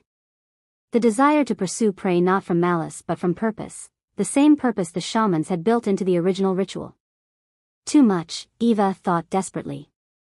It's too much, I can't. Yes, you can. Lucas's consciousness wrapped around hers, steadying her. Feel it, don't fight it. Let the instincts settle, then shape them. You're still Eva. Still human. Just, more. Eva forced herself to stop resisting. Let the predatory nature flow through her consciousness like water finding its level. And slowly, painfully, she began to understand. The creature wasn't trying to consume her. It was trying to share with her. The same way it had learned to share with Lucas. Partner, the predatory consciousness communicated. Not prey. Not threat. Partner. Yes, Eva thought back. Partner. We protect together. Hunt together. Protect and hunt. Both. The predatory nature settled into her consciousness, finding its place beside her human identity. Not replacing it, not overwhelming it, complementing it. Her protective instincts now had teeth. Her bodyguard training now had supernatural strength behind it. Eva gasped as her body began to change. Her senses sharpened to supernatural levels. Her strength increased exponentially. Her reflexes became faster than human possibility. She was hybrid. Like Lucas. Equal to Lucas. When the ritual ended and Eva opened her eyes, she saw the world differently. Colors were more vivid. Sounds had depth and texture. And she could feel Lucas and the predatory consciousness as clearly as she felt her own heartbeat. It worked, she breathed. I can feel everything. Welcome to hybrid consciousness, Lucas said, smiling. How do you feel? Powerful. Hungry. Alive. Eva tested her new abilities, moving with speed that left afterimages, sensing the magical signatures of everyone in the room. This is incredible. And dangerous, Mara said, stepping into the circle. You're in the honeymoon phase, intoxicated by new power. But in a few hours, the predatory instincts will start demanding action. You'll want to hunt, to test your new abilities against worthy prey. That's when the real challenge begins. What challenge? Learning to control it. Lucas had months to gradually adapt. You got the full transformation in under an hour. Your human consciousness needs time to integrate the predatory nature properly, or you'll become a danger to everyone around you. Mara's expression was serious. Which is why we need to leave Seattle immediately. Get you somewhere isolated where you can learn control without risking civilian casualties. Where? Lucas asked. I have a compound in Alaska. Remote, warded, designed specifically for training hybrid hunters. Mara pulled out plane tickets. We leave in 3 hours. Pack light, we'll be there for at least a month. A month? Eva felt panic rising. I have clients, assignments, an agency expecting me. Your agency is about to report you missing, Margaret interrupted, showing them a message on her tablet. Someone tipped them off about suspicious supernatural activity involving their agent. They've already dispatched a team to investigate. Who tipped them off? Probably the same people who don't want hybrid hunters created. Mara's voice was grim. The Devourers have allies in the supernatural community, beings who'd rather not face apex predators when the ancient threat awakens. They'll try to eliminate you before you fully develop your abilities. Then we fight them. No. You run. Learn control, develop your power, and then fight when you're ready. Mara's tone left no room for argument. Trust me, Eva. Right now, you're dangerous to yourself and everyone around you. You need training before you can be the weapon the world needs. Eva wanted to argue, but through the bond, she felt Lucas's agreement. He knew from experience how dangerous uncontrolled hybrid nature could be. If she stayed in Seattle, she'd hurt people. Possibly kill them. Okay, she said finally. We go to Alaska. We train. And then we come back and face whatever's coming. Together, Lucas added, gripping her hand. Together, Eva agreed. But as they prepared to leave, as Margaret scrambled to cover their tracks and Mara made arrangements for their departure, none of them noticed the figure watching from across the street. Someone who'd been tracking Eva since the integration ritual. Someone who knew exactly what she'd become. And someone who had orders to make sure she never lived long enough to use her new powers. The flight to Alaska was tense. Eva sat rigid in her seat, hyper-aware of every sound, every scent, every heartbeat of the passengers around them. Her newly awakened predatory instinct screamed at her to hunt, to chase, to test her enhanced abilities against worthy prey. Only Lucas's presence through the bond kept her grounded. His integrated consciousness constantly reminded her, control. Focus. You're still Eva. Still human. Just enhanced. How did you handle this? She whispered to him. The first weeks after integration? The constant hunger? I didn't handle it well, Lucas admitted. That's why I became an antiquities dealer, traveling constantly, never staying anywhere long enough to form attachments, isolating myself from potential prey. He squeezed her hand. But you have something I didn't have. You have me. And I know exactly what you're going through. Across the aisle, Mara pretended to sleep, but Eva's enhanced senses detected the woman's elevated heart rate, the tension in her muscles. She was watching them. Constantly vigilant. She doesn't trust me, Eva said quietly. She doesn't trust any newly transformed hybrid. Can't blame her, we're apex predators with human intelligence and supernatural power. Without proper control, we're walking weapons of mass destruction. The predatory consciousness in Eva's mind stirred. Weapon. Yes. Designed to fight Devourers. Must be ready. The creature is restless, Eva said. It keeps showing me images. Battles. Something ancient and terrible rising from beneath the earth. Genetic memory, Lucas explained. The shamans who created the first shifted predators encoded warnings into the bloodline. You're seeing what they saw 3,000 years ago, the last time the Devourers threatened the world. What are they exactly? Mara mentioned them, but she didn't explain. Beings from before human civilization. Before werewolves, before vampires, before any of the supernatural races we know today. Lucas's voice dropped. They fed on entire populations. Not just blood or flesh, life force itself. They consumed cities, kingdoms, entire cultures. The shamans created our bloodline specifically to hunt them. And now they're waking up. According to Mara's research, yes. Climate change, geological shifts, human excavations, something disturbed the ancient seals that kept them dormant. In 3 months, maybe less, they'll breach containment. Eva felt ice in her veins. How many? Unknown. Could be dozens. Could be hundreds. Lucas met her eyes. That's why we needed hybrid hunters. One transformed predator might face a single devourer and survive. 2 working together? We might actually win. And if there are hundreds? Then we better make sure we're not the only hybrids when they arrive. Eva's mind raced. The multiplication ritual. We could transform others. Margaret's already working on it. She's contacting people she trusts, supernatural beings with the right genetic markers, the strength to survive transformation, and the will to fight. Mara's voice startled them. She'd stopped pretending to sleep. But transformations take time. The ritual requires precise conditions, compatible consciousness, extensive preparation. We'll be lucky to create 5 more hybrids before the Devourers breach. 5 isn't enough. No. It isn't. Mara's expression was grim.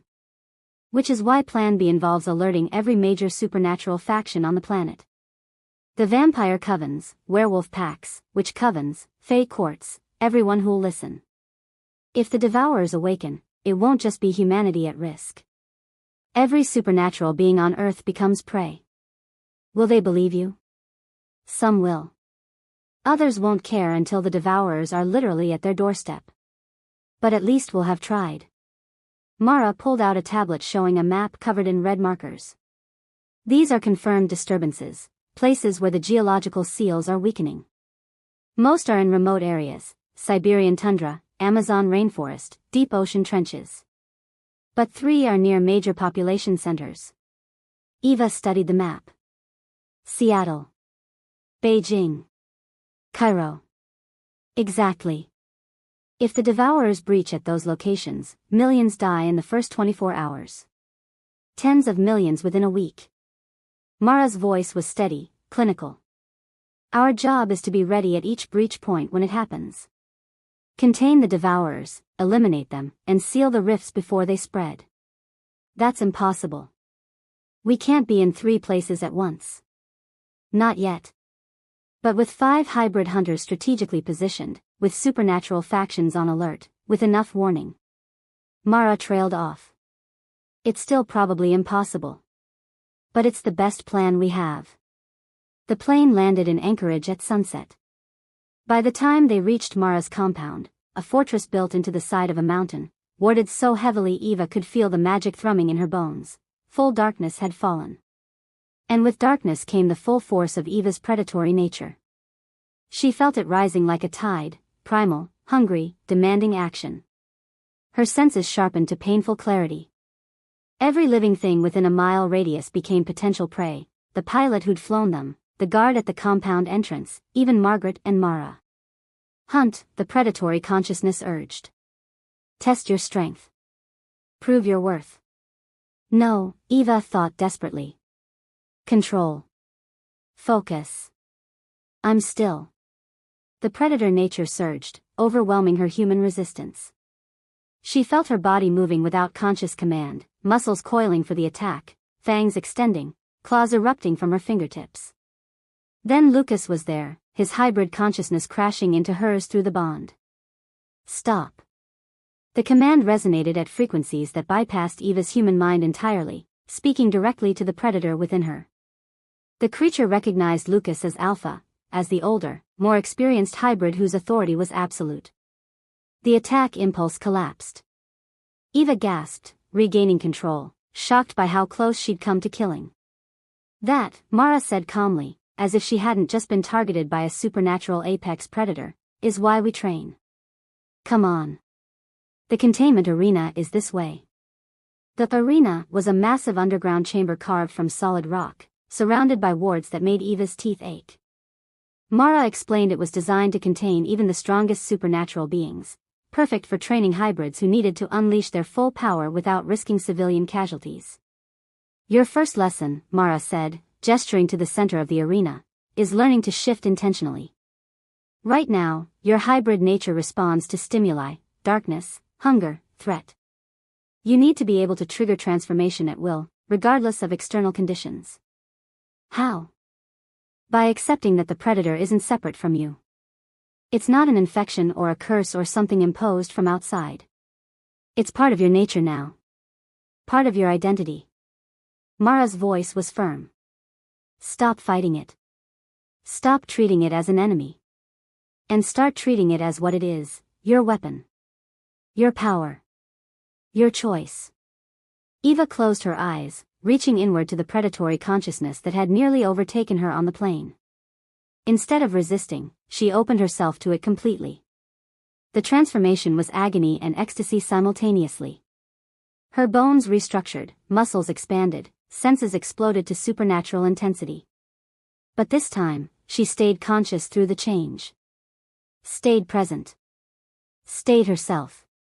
When Eva opened her eyes again, she saw the world through hybrid vision, layers of heat signatures, magical auras, threat assessments processing faster than thought. Her body felt impossibly strong, impossibly fast, impossibly alive. Good, Mara said, satisfied. Now show me what you can do. What followed was the most intense training Eva had ever experienced. Mara was relentless, pushing Eva's hybrid form to its limits, testing strength, speed, endurance, healing. Lucas joined them, demonstrating techniques he developed, showing Eva how to fight as a predator while thinking like a human. Hours passed. Eva's human stamina would have failed within minutes, but her hybrid body seemed inexhaustible. She learned to move faster than human eyes could track. Learned to strike with enough force to shatter solid rock. Learned to sense threats before they materialized. And through it all, the bond with Lucas grew stronger. She could feel his presence constantly now, not just emotionally, but cognitively. Their thoughts overlapped, strategies merged, consciousness functioned as one integrated unit when they fought together. They were becoming what the ancient shamans had intended, paired hunters, operating in perfect synchronization. But as dawn approached and Eva finally collapsed from exhaustion, Mara's expression remained troubled. What? Lucas asked, noticing. She's adapting faster than you did. Stronger. More controlled. Mara's voice was careful. I've trained hybrid hunters for 40 years. Never seen anyone achieve this level of integration in a single night. That's good, right? Maybe. Or maybe it means the Devourers are closer to breaching than we thought. The predator bloodline might be accelerating Eva's development in response to imminent threat. Mara looked at Eva seriously. How do you feel? Honestly? Powerful, Eva admitted. But also, incomplete. Like I'm supposed to be something more than what I am right now. The creature is preparing you for something specific, Lucas said through the bond. I feel it too. Like there's a missing piece we haven't discovered yet. Mara nodded slowly. There's one more secret about the hybrid bloodline. Something I haven't told you because the cost is too high. But if the Devourers are truly awakening, if we're running out of time. She took a deep breath. The original shamans didn't just create hunters. They created a weapon. A final option for when individual hybrids weren't enough. What kind of weapon? Emerged consciousness. Two hybrid hunters completely bonding, not just sharing thoughts through a link, but actually fusing their minds, bodies, and predator natures into one unified being. Mara's voice was grim. It creates something that can challenge even the eldest Devourers. But the price is that both individuals cease to exist as separate entities. You become one creature. One mind. One identity. Forever. Eva felt Lucas's shock through the bond. That's what the ancient shamans did? They sacrificed their individual identities? 20 pairs of hybrid hunters underwent the final fusion. They stopped the Devourers 3,000 years ago, saved the world, and then disappeared, merged consciousnesses that were no longer quite human, no longer quite predator. Something entirely new. Mara looked at them both. That's what the bloodline is preparing you for. Not just to fight as partners, but potentially to become one being if the threat requires it. No, Eva said immediately. There has to be another way. There might be. If we create enough hybrid hunters.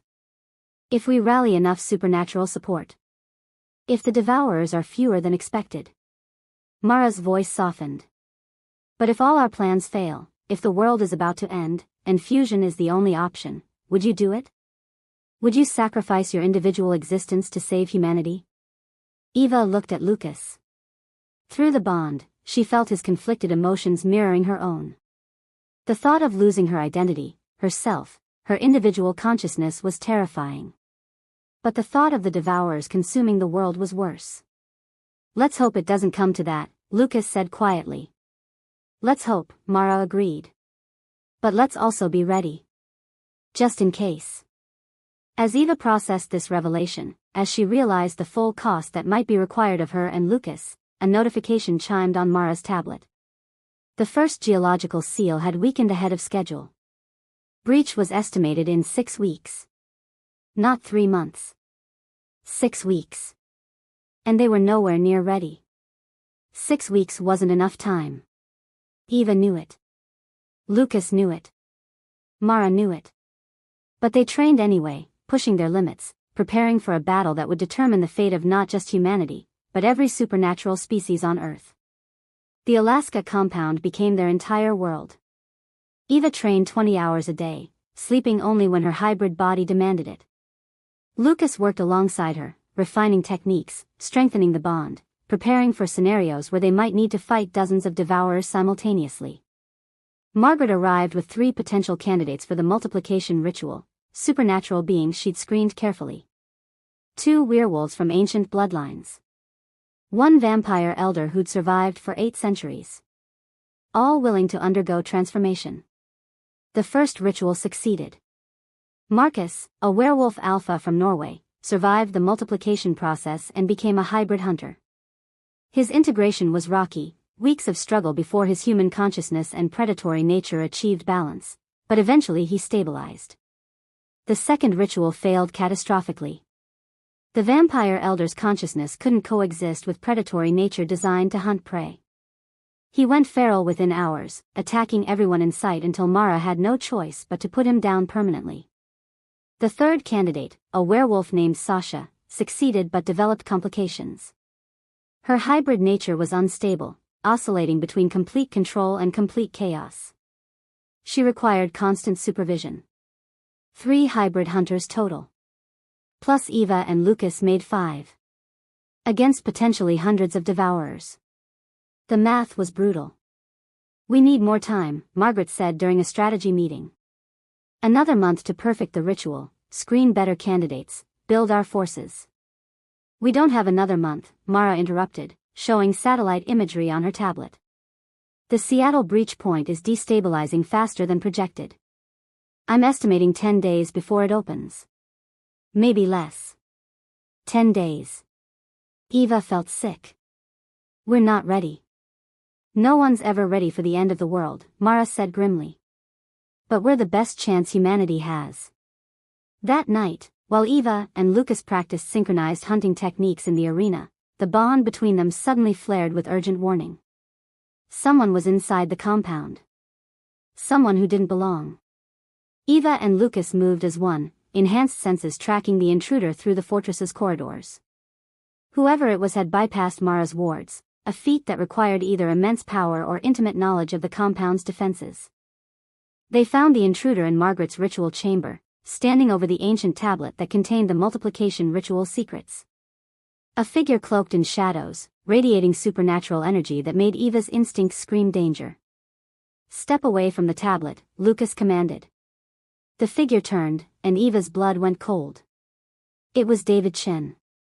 Her former partner from the Supernatural Protection Agency. The man she'd worked with for 5 years. The man who'd saved her life on 3 separate occasions. "Eva," David said, his voice pained. "I hoped I'd be wrong. Hoped the reports were mistaken." His eyes, now glowing with unnatural light, studied her transformed appearance. "But they weren't, were they? You've become exactly what they said." "David, what are you doing here?" "My job. Protecting the world from threats." He pulled out a weapon Eva recognized, a supernatural containment device designed to neutralize dangerous entities. The agency received intelligence about illegal rituals, transformation of humans into apex predators, preparation for mass violence. "They sent me to investigate." "It's not like that," Eva said, stepping forward. "There's a threat coming, ancient beings called Devourers that will consume every living thing on Earth if we don't stop them. We're not the danger. We're the solution. That's what every monster claims." David's voice was hard. "That they're necessary. That their victims deserve it. That the ends justify the means." He raised the containment device. "I've seen what you are now, Eva. Watched footage of your training. You're not human anymore. You're a predator that thinks like a human, the most dangerous combination possible. He's been compromised, Mara's voice came through their mental bond. That energy signature isn't natural. Someone's controlling him, using him to eliminate our hybrid program. Who? Eva demanded through the bond. The enemy we didn't know about. Someone with the power to manipulate minds and the motive to prevent hybrid hunters from existing. Lucas spoke aloud to David, you're being controlled. Whatever you think you're seeing, whatever orders you think you're following, it's not real. Someone's in your head. Nice try, David said. The same excuse every creature uses when cornered. He activated the containment device, and Eva felt reality itself warping around her, dimensional energy designed to trap supernatural beings in pocket universes. But Eva wasn't just any supernatural being. She was a hybrid hunter, designed by ancient shamans to fight threats that existed beyond normal reality. She moved faster than the containment field could stabilize, grabbed Lucas, and they both phased partially out of normal space, a technique Mara had taught them for exactly this scenario. The containment energy passed through their shifted forms harmlessly. Impossible, David breathed. That should have worked. We're not what you think we are, Eva said. Please, David. Let me show you the truth. Let me prove that we're fighting for humanity, not against it. For a moment, just a moment, David hesitated. Eva saw conflict in his eyes, his hand wavering on the containment device. Then his expression went blank, and the unnatural energy flared brighter. Orders are orders, he said in a voice that wasn't quite his own. Eliminate the hybrids. Destroy the ritual tablet. Ensure the hunters never form. He raised a second weapon, one Eva didn't recognize, and fired. The blast should have vaporized them both. But Lucas threw up a protective barrier, channeling hybrid nature into a shield of pure will. The energy deflected, scorching the walls, missing them by inches. Retreat, Mara commanded through the bond. I'll handle David. You two need to survive. But Eva couldn't leave her former partner like this, controlled, used, turned into a weapon against his will. She reached out with her consciousness, trying to touch David's mind the way she touched Lucas's through their bond. What she found was horrifying. David's mind was being held hostage by something ancient and malevolent. Not a devourer, something else. Something that felt like corruption personified. It had latched onto David's fears about supernatural threats, amplified them into paranoia, and used that fear to control him completely. And through that connection, Eva glimpsed the entity's true plan. The Devourers weren't the only threat. There were beings, older than the Devourers, more insidious, who wanted the world to burn. They'd manipulated events for decades, ensuring that when the Devourers awakened, humanity would be unprepared. They'd infiltrated supernatural organizations, government agencies, and resistance movements. They'd been working for years to prevent the hybrid hunters from forming. And now, with only days until the Seattle breach, they'd sent David to complete their mission, destroy the rituals, kill the hybrids, and ensure the world fell to the Devourers. You need to know, Eva said urgently to David, projecting her thoughts through their forced connection. You're not fighting monsters. You're helping them. The thing in your head is using you to doom everyone you're trying to protect. David's eyes flickered, a moment of awareness breaking through the control. Eva. Fight it, she urged. You're stronger than whatever's controlling you. Remember who you are. Remember why you became a protector in the first place. David's hands shook. The weapon lowered slightly. It's so strong. I can't. Yes, you can. Eva pushed harder, using the hybrid bond techniques Mara had taught her. Your mind is your own. Your will is your own. And I need you, David. The world needs you.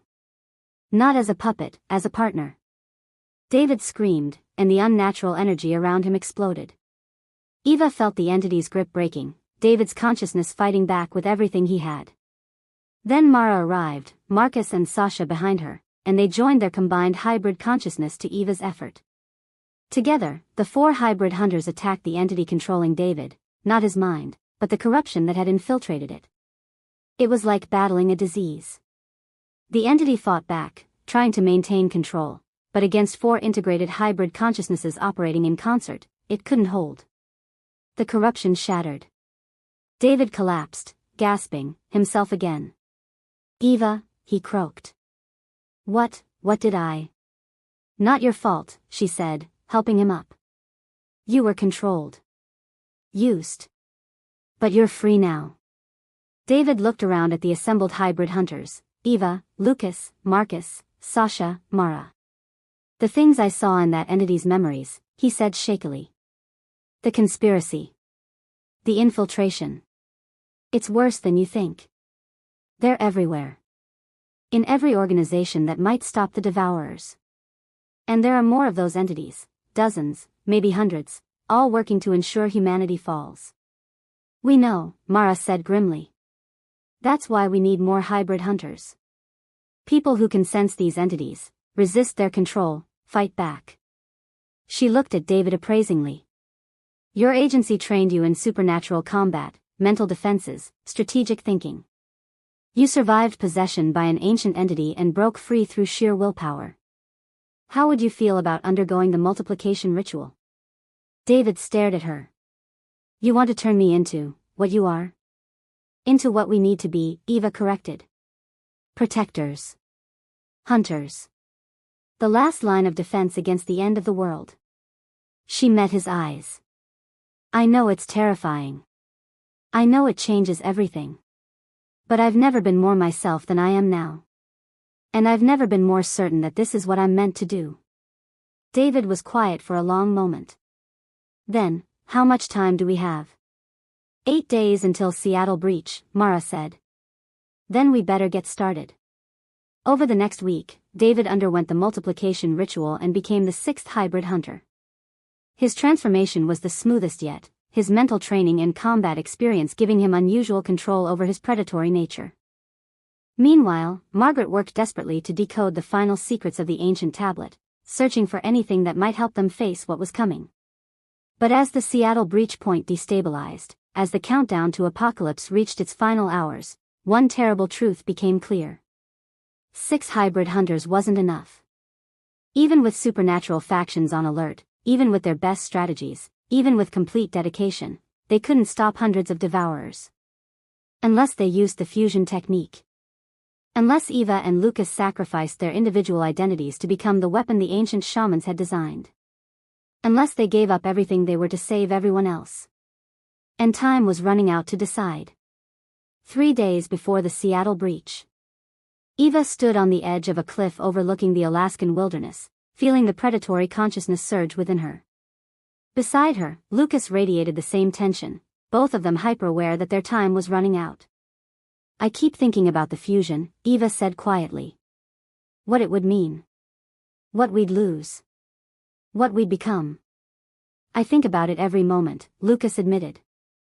"Losing my identity terrifies me. But losing you, losing the world." His voice cracked. "That terrifies me more." Through their bond, Eva felt his genuine fear, not of death, but of the choice. Of sacrificing everything they were for a chance to save everything. "Mara says the fused consciousness retains memories," Eva said. "Personality traits. Core values. It's not complete obliteration, more like merging into something new. But neither of us would exist anymore. Not as individuals. Eva Andre and Lucas Kane would cease to be." Lucas took her hand. "Is that acceptable? Can we make that choice? If it means stopping the Devourers? If it means saving billions of lives?" Eva met his eyes. "Yes. I can make that choice. But only if we've exhausted every other option first." "Agreed." They stood in silence, feeling the bond between them, deeper now than ever, consciousness overlapping, thoughts interweaving. In some ways, they'd already started the fusion process. 6 months of fighting together, training together, living in each other's minds had blurred the boundaries of their individual identities. Maybe the ancient shamans had understood something Eva was only now grasping. True partnership required sacrifice. Required giving up pieces of yourself to become part of something larger. "There's still time," Lucas said. 3 days to find another solution. To recruit more hybrids, gather more supernatural support, develop new strategies. And if we can't? Then we fuse. His voice was steady, resolved. We become what we need to be. We save the world. And we hope that somewhere in the merged consciousness, the people we were will still matter. They returned to the compound to find chaos. Margaret had finally decoded the last section of the ancient tablet, and what she discovered changed everything. The Devourers aren't just waking up, Margaret said, her voice shaking as she showed them her translations. They're being deliberately awakened. By those corruption entities, the same ones that controlled David. They've been working for centuries to break the seals, weaken the barriers, and free the ancient predators. Why? Eva demanded. Why would anyone want the Devourers released? Because they feed on the corruption entities, Mara said, reading over Margaret's shoulder. The Devourers don't just consume life force, they consume fear, despair, entropy itself. In a world saturated with corruption entities, the Devourers would grow exponentially stronger. Strong enough to consume not just Earth, but potentially breach into other dimensions. So the entities want to use the Devourers as weapons, Lucas said, understanding. Feed them on a corrupted world, then direct them at other realms. Exactly.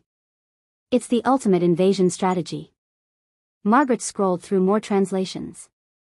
But here's the critical part, the shamans knew this might happen. They encoded a failsafe into the hybrid bloodline. Fusion, Eva said. Not just fusion. Margaret's eyes were wide. Complete fusion across all hybrid hunters simultaneously. A merged consciousness incorporating every transformed hunter, creating one unified entity with the combined power of dozens of apex predators. Eva felt ice in her veins. How many hybrids would need to fuse? Minimum of 6. Which is exactly how many we have. Margaret looked at them all, Eva, Lucas, Marcus, Sasha, David, and Mara herself. The shamans planned for this scenario. 6 hybrid hunters, perfectly positioned, fusing into one supreme consciousness at the moment of breach. And what happens to that consciousness after the Devourers are defeated? David asked quietly. The tablet doesn't say. Margaret's voice was small. Either the fusion is permanent, or the consciousness fragments back into individuals once the threat passes. The shamans didn't specify. Silence fell over the room. So our choice is this, Mara said finally. 6 of us fuse, become one being, fight the Devourers with combined power we can't even imagine, and possibly never separate again. Or we fight individually, get overwhelmed, and watch the world burn. That's not a choice, Sasha said. That's suicide with extra steps. No. Lucas's voice was firm. It's sacrifice. The same sacrifice countless protectors have made throughout history. We don't get to live happily ever after. We get to save everyone else. Says the man who's been fighting this for years, Marcus growled. Some of us just got transformed. Just started figuring out how to be hybrid. You're asking us to give up identities we barely understand yet. I'm not asking, Lucas said. I'm stating reality. In 3 days, the Seattle breach opens. Dozens of Devourers emerge. 6 individual hybrid hunters, even working perfectly together, can't stop them. But one fused consciousness with 6 times the power? That might have a chance. Might, David emphasized. Not will. Might. Better than the alternative. Eva watched the argument escalate, feeling her own internal conflict mirrored in every hybrid hunter present. None of them wanted to lose their individuality. But all of them understood what was at stake. Finally, Mara spoke. We vote. Democratic decision. Whoever votes yes commits to fusion. Whoever votes no. I won't force anyone. But you'll be excluded from the battle entirely. We can't risk you interfering with the fused consciousness. When do we vote? Sasha asked. 24 hours before breach. That gives us 2 more days to prepare, to make peace with whatever choice we make. Mara looked at each of them in turn. I've lived longer than any of you. Seen more supernatural threats. Fought more battles. And I'm telling you honestly, fusion is our best chance. Possibly our only chance. But it has to be your choice. No one can be forced. The next 2 days were a blur of final preparations. Margaret worked with supernatural contacts worldwide, alerting every faction that would listen about the imminent breach. Some believed her. Most didn't. But at least word was spreading. Eva and Lucas spent every possible moment together, memorizing each other, cherishing what might be their last days as individuals. They didn't talk about fusion, didn't discuss the vote, just existed together, feeling their bond deepen with every passing hour. On the final night before the vote, David approached Eva privately. "I'm going to vote yes," he said without preamble. "I know that sounds crazy, I've been a hybrid for less than a week, barely understand what I am, and I'm already agreeing to lose my identity. But Eva, I've spent 20 years protecting people. And this? This is the ultimate protection. Becoming something that can actually stop the end of the world. You don't have to justify your choice to me," Eva said gently. "I know. But I wanted you to know, whatever happens, I'm proud to fight beside you. Proud to be part of this." David smiled sadly. "My whole life, I wondered if I'd ever do something that truly mattered. Turns out I get to save the world. Just not as David Chin. You'll always be David. Even if you're part of something larger." "I hope so." The voting happened at dawn, exactly 24 hours before the projected Seattle breach. Mara presented the ancient fusion ritual, explaining what would happen. All 6 hybrid hunters would enter a synchronized consciousness state, their individual minds gradually merging until boundaries dissolved completely. The resulting entity would have access to all their memories, skills, powers, but would think and act as one unified being. "Once we begin the fusion," Mara warned, "there's no reversing it. Even if we wanted to separate afterward, I have no idea how. The tablet provides instructions for fusion, not dissolution." "Understood," Lucas said. "I vote yes." "Yes," Eva said immediately after. "Yes," David agreed. "Yes," Marcus rumbled. Sasha hesitated longer than anyone, her expression tortured. Finally, "Yes. Gods help me, yes." All eyes turned to Mara. The ancient hybrid hunter, who'd trained them all, who'd sacrificed decades to prepare for this moment, closed her eyes. "Yes," she whispered. "For what it's worth, yes." Unanimous. Eva felt tears on her face, grief for what they were about to lose mixing with determination about what they were about to do. "Then it's decided," Margaret said, her own voice thick with emotion. "The fusion ritual begins in 23 hours. At exactly 9:47 p.m., the moment the Seattle breach opens, 6 hybrid hunters will cease to exist as individuals and become one unified consciousness." "What do we call this consciousness?" Sasha asked. "If we're going to become one being, it should have a name." Silence as they all considered. Then Eva spoke, "Sentinel. We're becoming the Sentinel, the ultimate guardian against the ultimate threat." "Sentinel," Lucas repeated, testing the name. "I like it." "Sentinel," the others agreed. The next 23 hours passed both too quickly and too slowly. Each hybrid hunter made their final preparations, said their goodbyes, made peace with the choice they'd made. Eva and Lucas spent the time in each other's arms, memorizing every detail, knowing these were their last moments as individuals. "I love you," Eva whispered as the fusion ritual start time approached. "Whatever we become, whatever consciousness emerges, I want you to know I loved you completely as Eva Andre." "And I loved you as Lucas Kane," he replied. Maybe the Sentinel will love itself the same way. Maybe. As 9:47 p.m. approached, as the 6 hybrid hunters gathered in the ritual circle, as Margaret began the ancient incantation, Eva felt her consciousness beginning to dissolve. Felt Lucas's mind merging with hers. Felt 5 other identities joining them.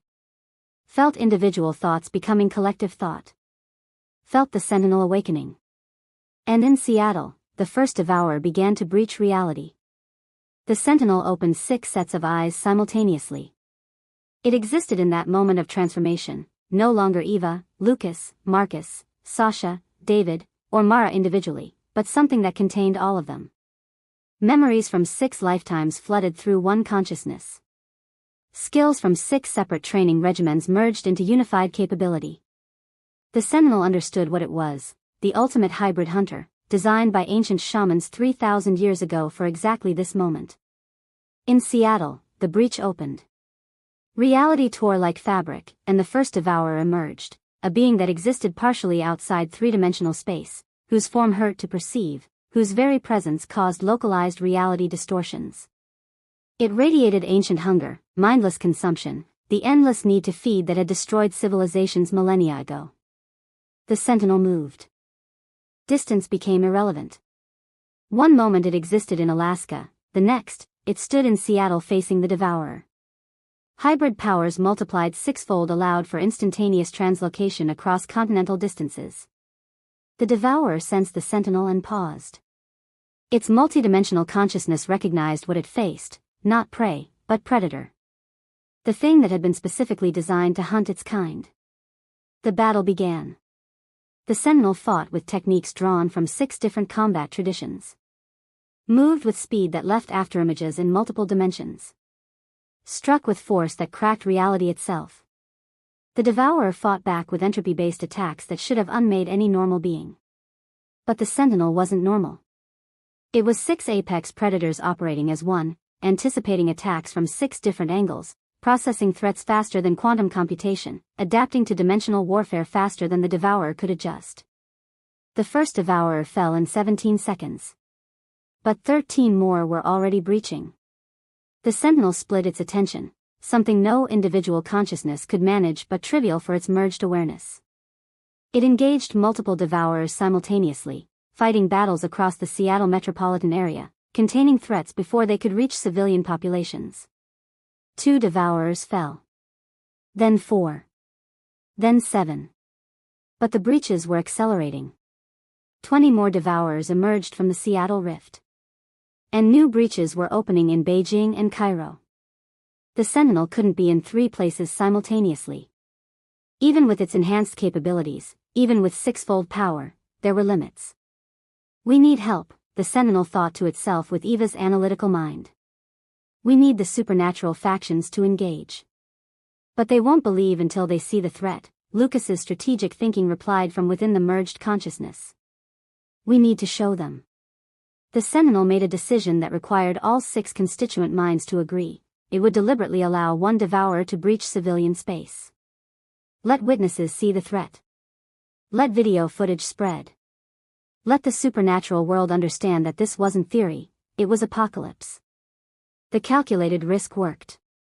Within hours, vampire covens, werewolf packs, witch circles, and fae courts worldwide mobilized.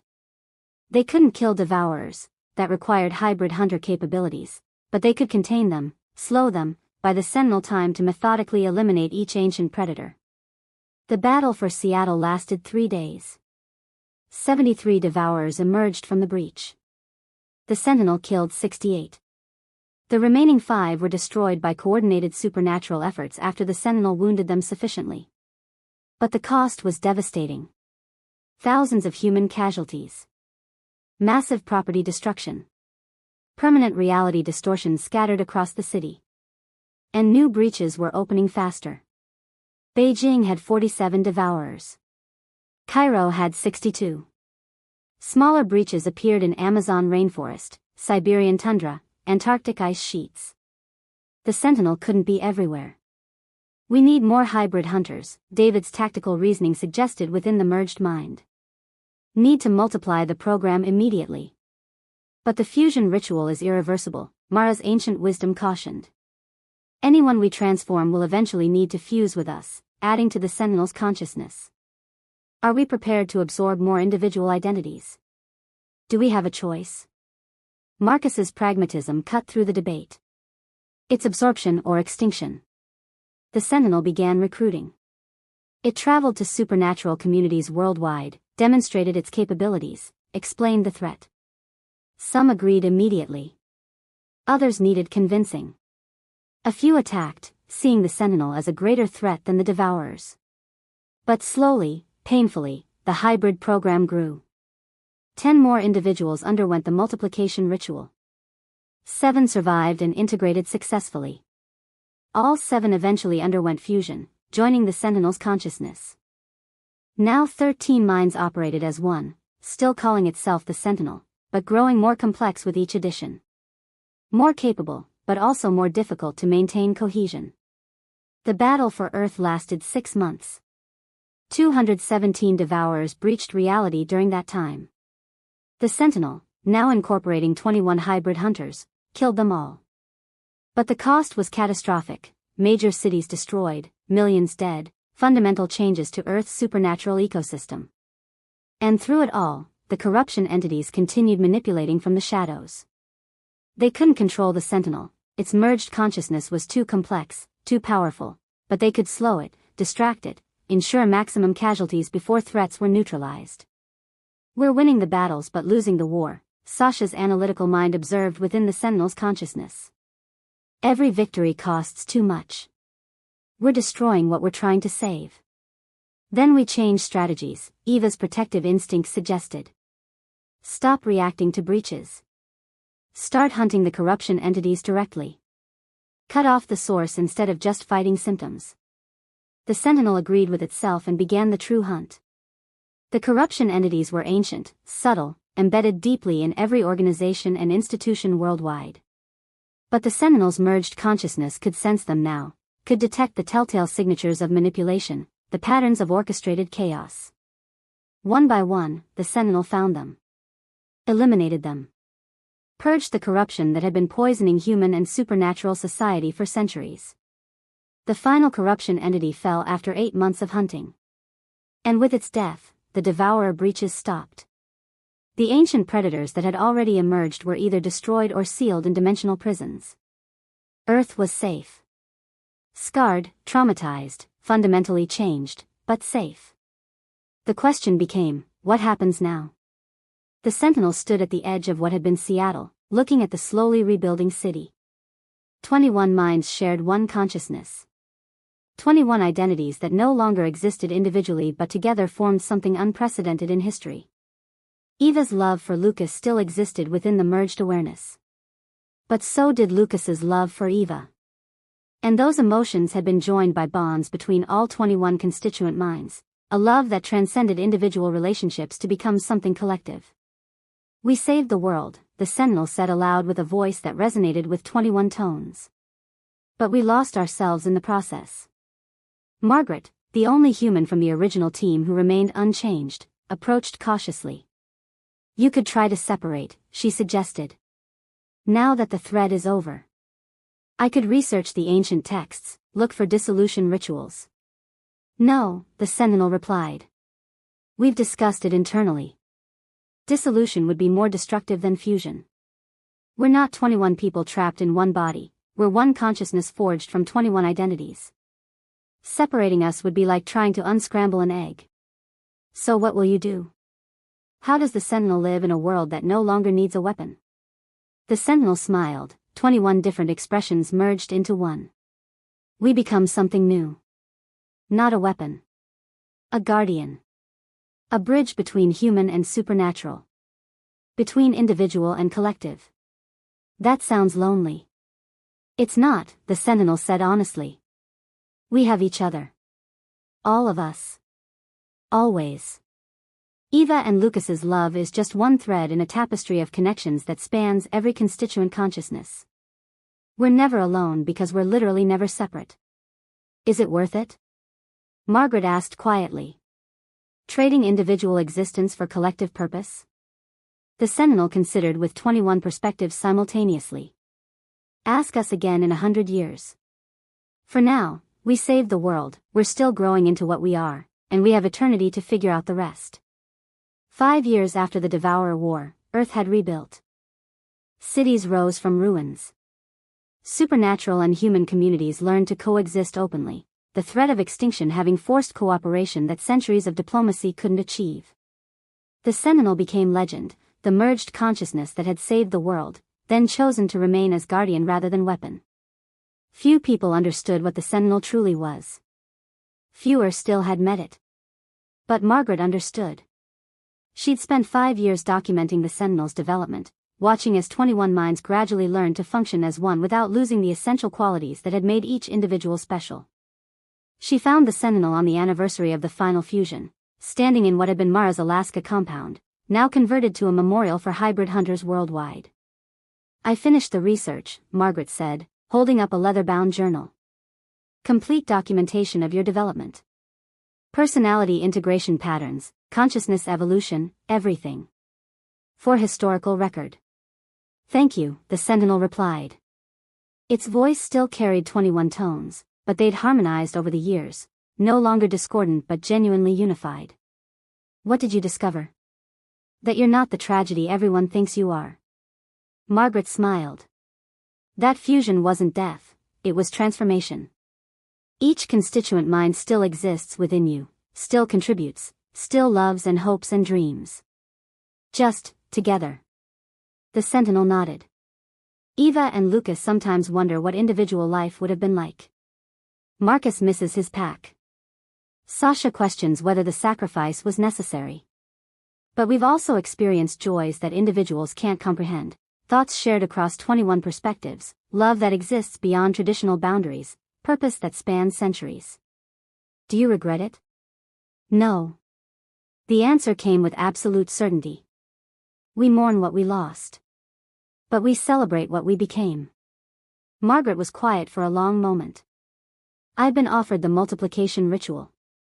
David's successor as hybrid program director thinks I'd make an excellent candidate, experienced with the process, trusted by supernatural communities, old enough to understand the responsibility. And I'm considering it. Which 5 years ago, I would have called insane. But watching you, seeing how fusion creates something beautiful rather than destroying something precious." Margaret met the Sentinel's eyes. "Maybe that's the lesson. That sometimes the greatest love is choosing to become part of something larger than yourself. It's not a choice everyone should make," the Sentinel cautioned. "Individual existence has value too. The world needs both, people who stand alone and consciousnesses that merge together." "I know. But I think I'm ready to be part of the latter." The Sentinel smiled, Eva's warmth, Lucas's gentle humor, Mara's proud satisfaction all visible in that expression. "Then welcome to the family." Literally. 2 months later, Margaret underwent the multiplication ritual. Survived. Integrated. And eventually, fused with the Sentinel. Now 22 minds strong, the Sentinel continued its vigil, not as weapon, not as monster, but as guardian. Watching for new threats. Helping negotiate supernatural human relations. Training other hybrid hunters who chose individual paths rather than fusion. And within the Sentinel's merged consciousness, Eva and Lucas still loved each other.